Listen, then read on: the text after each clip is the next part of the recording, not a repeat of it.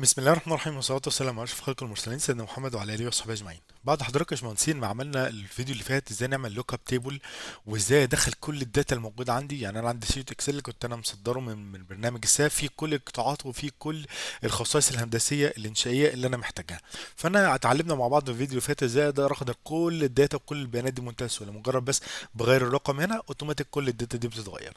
وقلنا برضو عندها اتنين اوبشن، يا اما افضل اعمل ايديت تايب واغير بس من هنا الرقم ده طبقا للشيت الاكسل اللي انا عامله فيه، هو اوتوماتيك كل ليه البيانات بتنزل عندي. بس ده طبعا عندنا عدد كبير جدا جدا من القطاعات، فده هيخلي الفاميلي بتاعتي ايه، تقيله شويه. فانا عملت اكتفيت بس ببعض الحاجات من هنا عشان اوريكم بس بنقدر نستخدمها ازاي. تمام. وانت بس مجرد ما تدخل جوه الموديل بتاعك بتغير الرقم ده من هنا اوتوماتيك القطاع اللي انت محتاجه بيبدا ايه، يتغير. تعالوا النهارده حاجه مهمه جدا جدا يا باشمهندسين، هروح بس على الفاميلي القديمه اشتغل عليها. تعالوا النهارده مع بعض كده يا باشمهندسين نتعلم ازاي بقى بقدر اتحكم واعمل كنترول في شكل الفاميلي بتاعتي جوه المشروع. بمعنى إيه يا باشمهندس؟ يعني بمعنى لو رحت لل 3 دي انا عايز اخلي مثلا شكل البوردر الخارجي ده يكون مختلف شويه. تمام. احنا عندنا الفاين وعندنا الميديم، اتفقنا ده بيكون شكله، وعندنا الكورس بيكون خط واحد زي ما احنا ايه كنا متفقين مع بعض. طيب هتعمل ايه يا باشمهندس؟ في عندنا من قائمة مانج من هنا في عندي حاجة اسمها اوبجكت ستايل. اوبجكت ستايل دي الستايل او شكل الحاجة اللي انت بتظهرها جوه البروجكت بتاعك.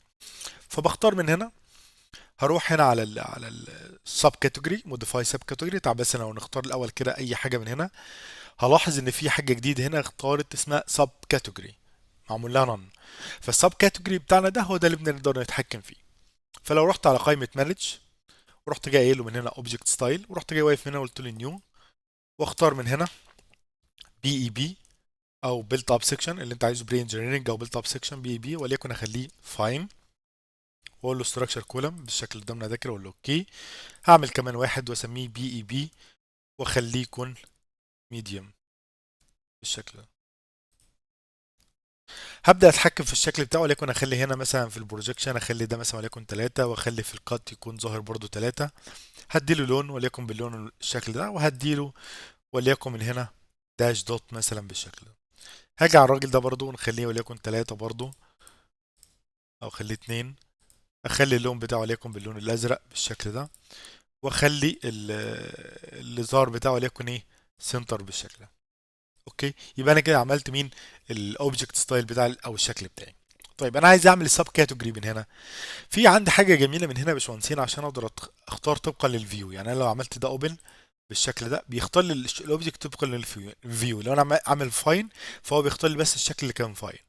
لو انا بعمل من هنا كده ميديم فهو بيختار لي شايف كده اللي هو ايه الشكل الميديم فقط.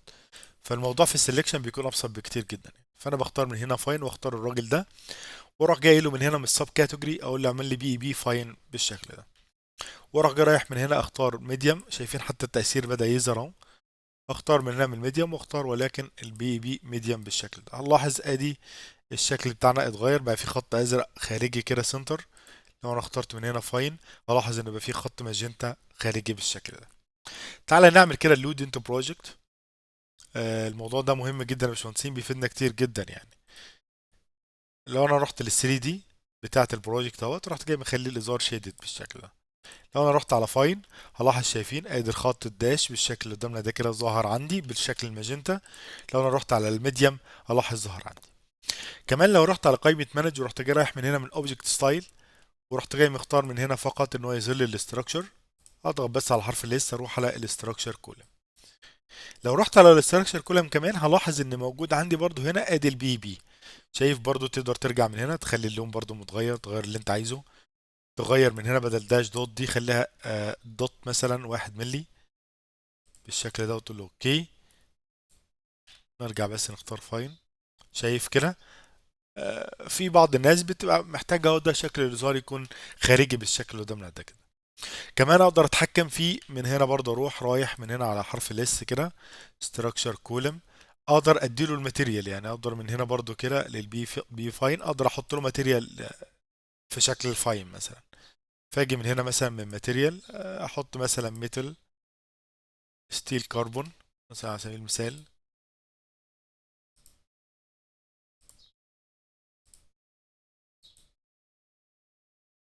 نحاول نروح كده الفاين.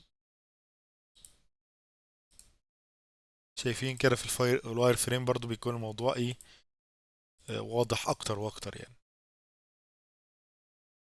هنا برضو خد اللون بتاع الماتيريال اهو قدامنا اهو بالشكل اللي قدامنا ده كده، فايه اقدر ايه يا باشمهندسين اقدر اتحكم زي ما حضراتكم شفتوا كده في الماتيريال، واقدر اتحكم في شكل الزار بمجرد ما انا بس عملت من هنا كده يا باشمهندسين، عملت موضوع اللي هو السب كاتيجوري من هنا، واقدر اتحكم في شكل الازهار بتاعه. ده بيفيد جدا زي ما قلت لحضراتكم لو انا عامل واير فريم او عامل شيدد مثلا، بيكون الازهار بالشكل لطيف قدام حضرتك بالشكل ده. مش حابه برضو بتقدر تلغيه بمنتهى السهولة.